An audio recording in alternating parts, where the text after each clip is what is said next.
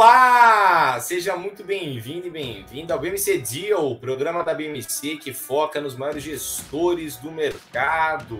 Na semana passada a gente recebeu o grande João Pimentel, lá da ScaleX Open, que falou um pouco pra gente aí sobre investimento em startups. E hoje eu recebo o grande Paulo Korchak, da Trafalgar, que vai explicar pra gente sobre Asset Management, Wealth Management, enfim, o papo vai ser super legal. Já vou chamá-lo aqui pra gente bater esse papo.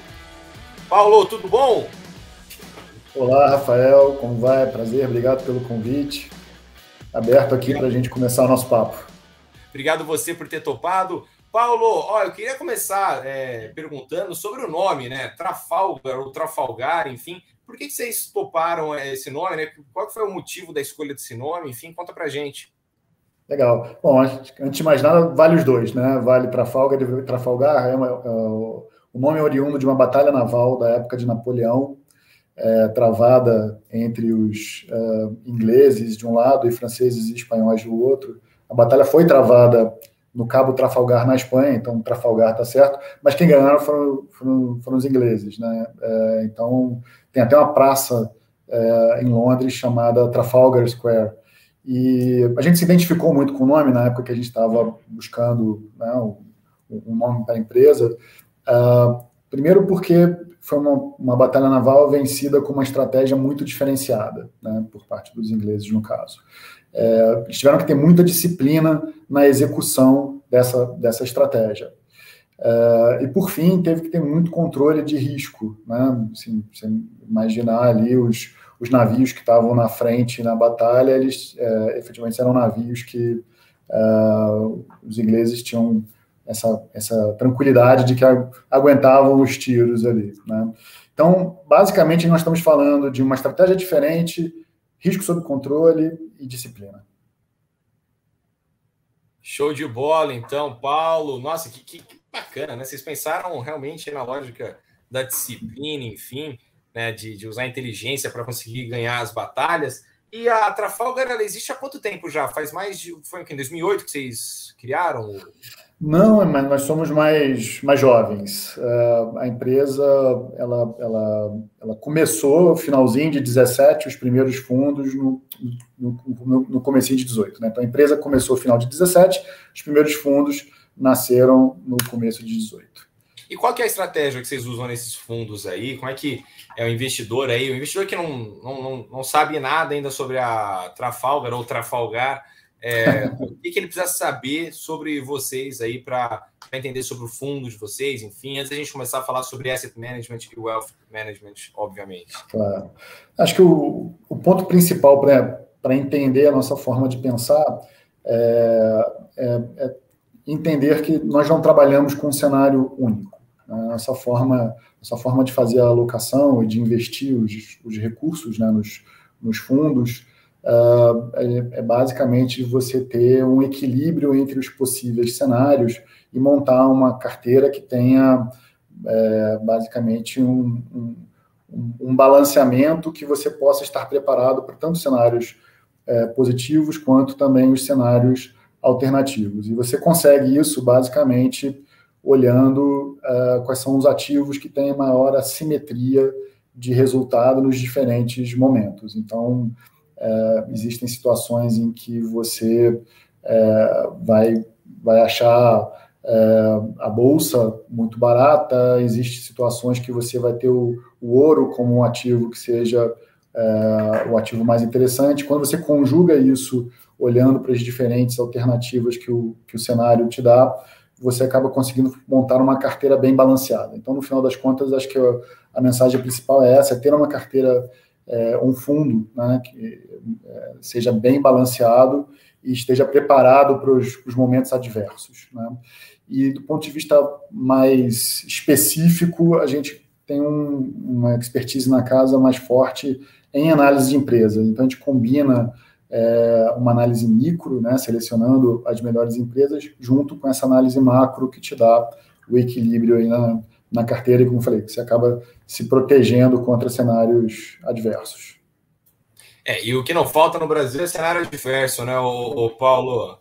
Infelizmente, né?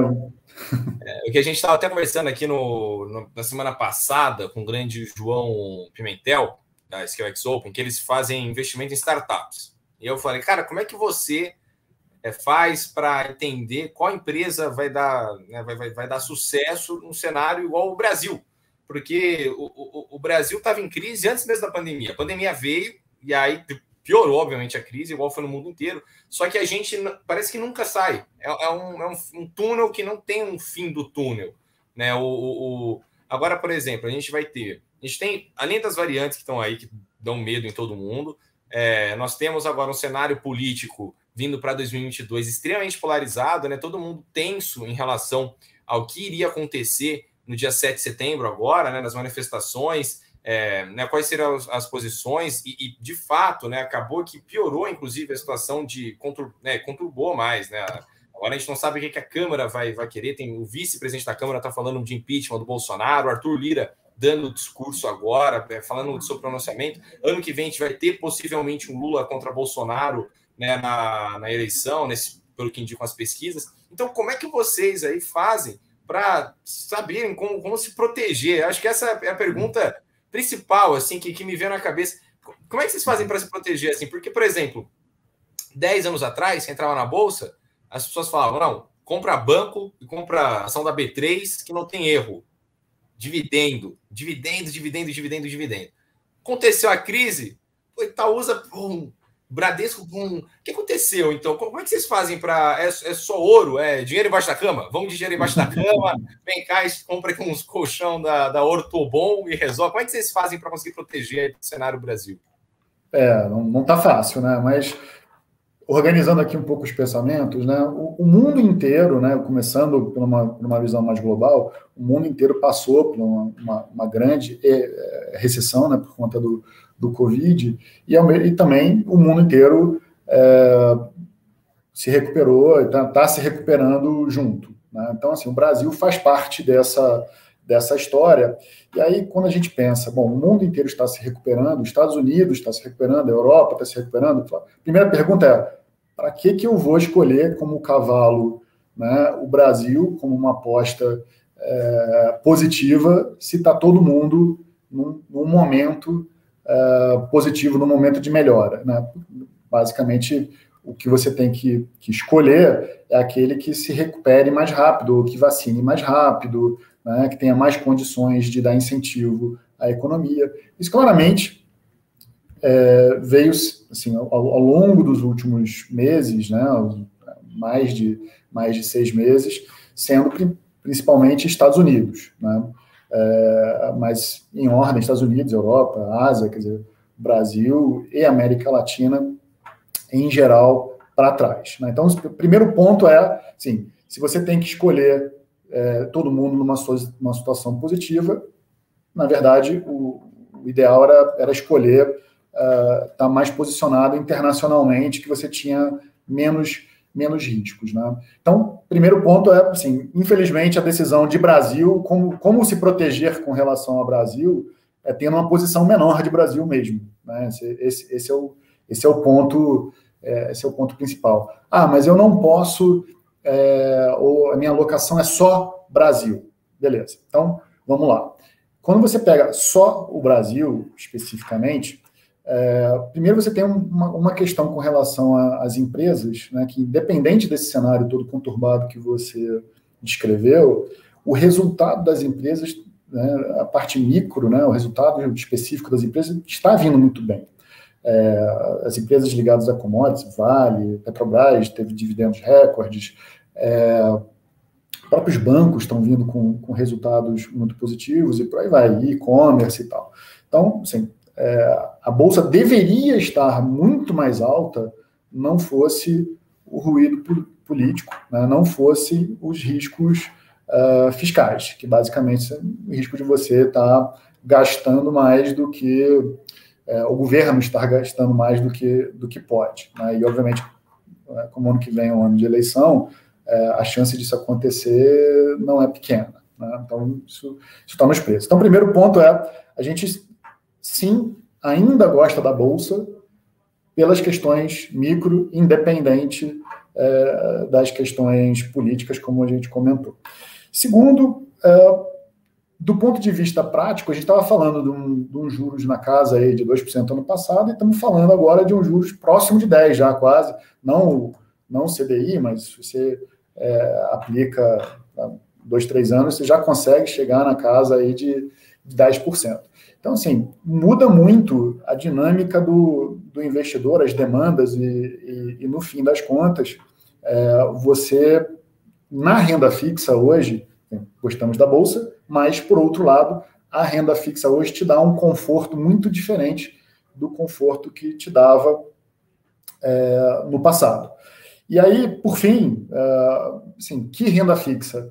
A gente evitou durante muito tempo, tanto a parte pré-fixada quanto os títulos indexados à inflação, porque os títulos indexados à inflação também têm um juro real que também aumentou. Então, assim, você ganha pela inflação, mas você estava perdendo pelo aumento do juros real. Mas a gente entende que agora chegou num ponto em que é tão importante você se proteger contra uma possível, vamos dizer, inflação saindo de controle, que por enquanto a inflação está alta, né? Mas eu acho que o risco é que ela saia de controle por questões fiscais ao longo do ano que vem. Então, a gente passa a achar quase que mandatório as carteiras, né, os investimentos estarem bem recheados aí de títulos ligados à inflação, e obviamente mais curtos que eu digo 2024, uma coisa do gênero, para você também não sofrer com o lado do juro real. Então, assim, resumindo um pouco, quem pode ter menos Brasil, quem não pode, ainda vale ter um pé na Bolsa,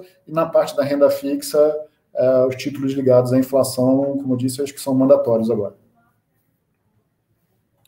Perfeito, então, Paulo, realmente muito interessante. Agora eu queria, então, perguntar sobre as duas frentes que vocês atuam aí na Trafalgar, né, que é o Asset Management e o Wealth Management. Para quem não sabe, resumidamente, o que é cada um desses dois aí? Qual que é a diferença e a importância de cada um desses dois?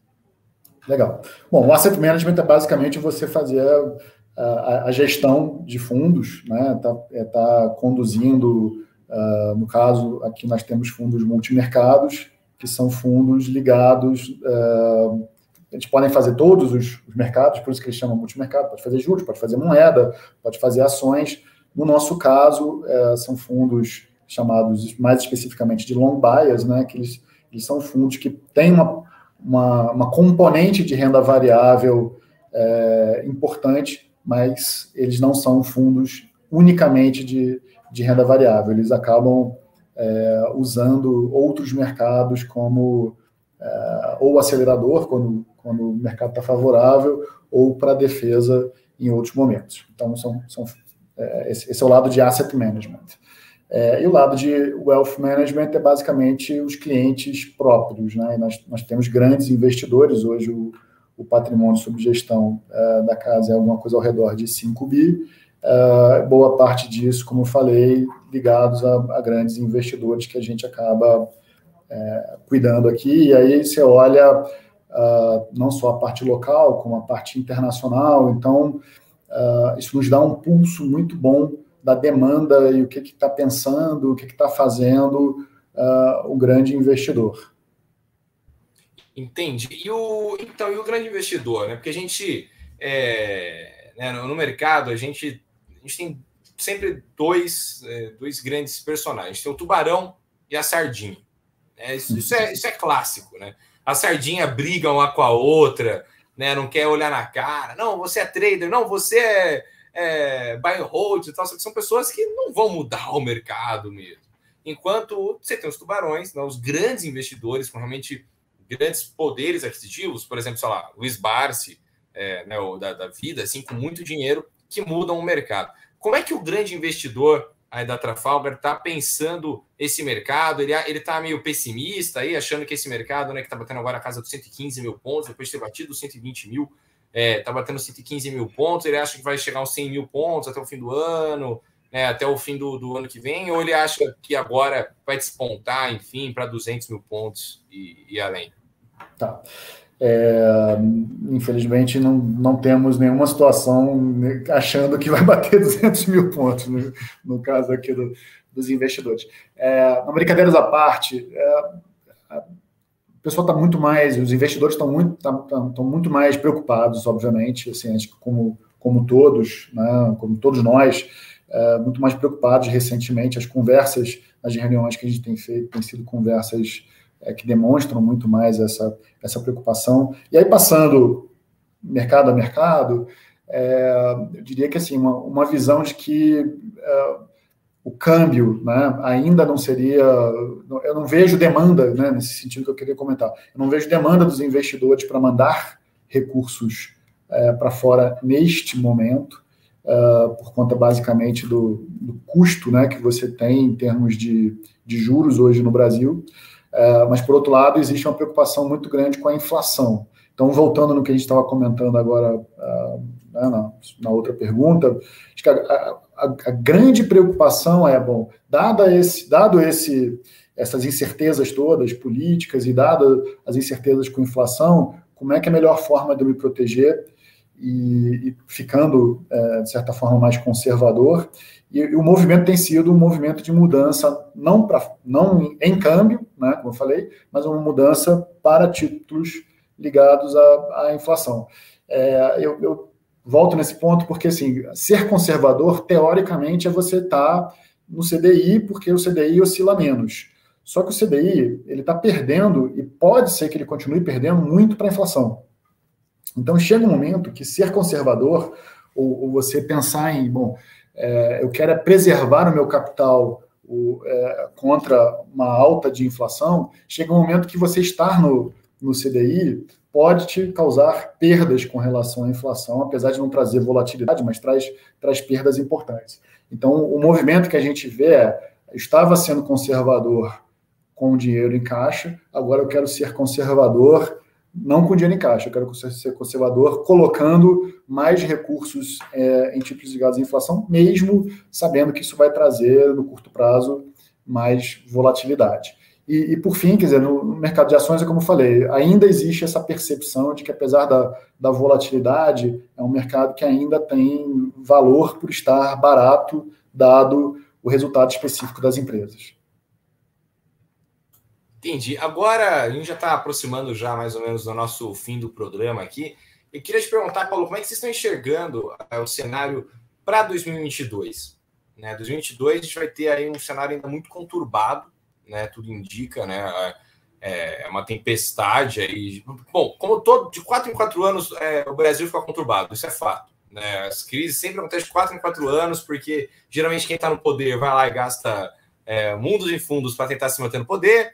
A eleição fica polarizada, geralmente, né, tirando as raríssimas exceções que a gente teve, mas desde então, desde pelo menos 2014, as eleições foram muito polarizadas. Como é que vocês estão vendo para 2022 esse cenário?